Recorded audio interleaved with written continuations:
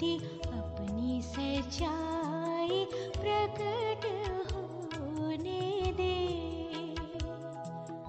अपनी ज्योति अपनी सच्चाई प्रकट होने दे।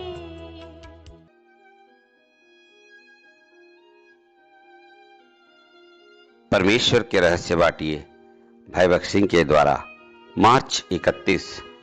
बेतनिया के रहस्य। यही ठहरे रहना जब तक कि तुम स्वर्गीय सामर्थ से परिपूर्ण न हो जाओ। लूका सुसमाचार 24 अध्याय का 49 पद। जाओ और सारी सृष्टि को सुसमाचार प्रचार करो। मरकुस सुसमाचार 16 अध्याय का 15 पद। प्रभु यीशु की बेथनिया की 8वीं भेंट का उल्लेख लूका 24 का 50 में मिलता है। प्रभु बेथनिया से स्वर्ग में उठा लिया गया था। पद 51। प्रेरितों के काम अध्याय 1 में हमें प्रभु के स्वर्ग में उठाए जाने से पहले की बातों का वर्णन पाते हैं। पद 4 में उसने अपने शिष्यों को आज्ञा दी कि उन्हें स्वर्गीय सामर्थ से परिपूर्ण होने के लिए परमेश्वर के समय का इंतजार करना होगा। अगर उन्हें उसका शिष्य होना था तो यह जरूरी था कि वे उसकी आज्ञाओं का पालन करें, उससे प्रेम करें और उसके पीछे चले। उन्हें उसके समय का इंतजार करना था। अक्सर हम परमेश्वर के समय से पहले या फिर बाद में जाते हैं, लेकिन हमें हमेशा परमेश्वर की आज्ञा और परमेश्वर का समय का इंतजार करना चाहिए। दूसरी बात, हमें पूरी तरह से पवित्र आत्मा की अधीनता में रहना है।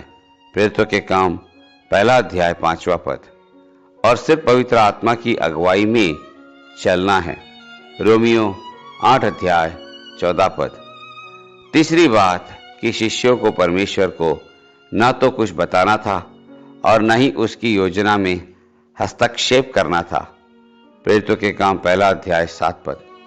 हमें ऐसा होने देना कि सारी बात का अधिकार पूरी तरह से सिर्फ परमेश्वर के ही हाथ में हो।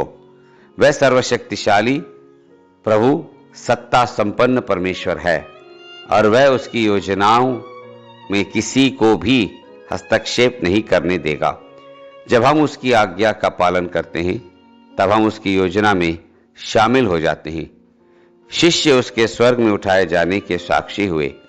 पद 10 में वे जब टकटकी लगाए स्वर्ग की ओर देख रहे थे तब 2 पुरुष वहां आ खड़े हुए और उनसे बोले, तुम खड़े खड़े आकाश की ओर क्यों देख रहे हो? तुमने जो कुछ सुना है वह जाकर लोगों को बताओ। उन्हें बताओ कि कैसे तुमने प्रभु को स्वर्ग में जाते हुए देखा है और यह कि जैसे तुमने उसे स्वर्ग में जाते हुए देखा है वैसे ही तुम उसे आते हुए भी देखोगे। यह अंतिम संदेश है। वह इसी तरह फिर लौटेगा।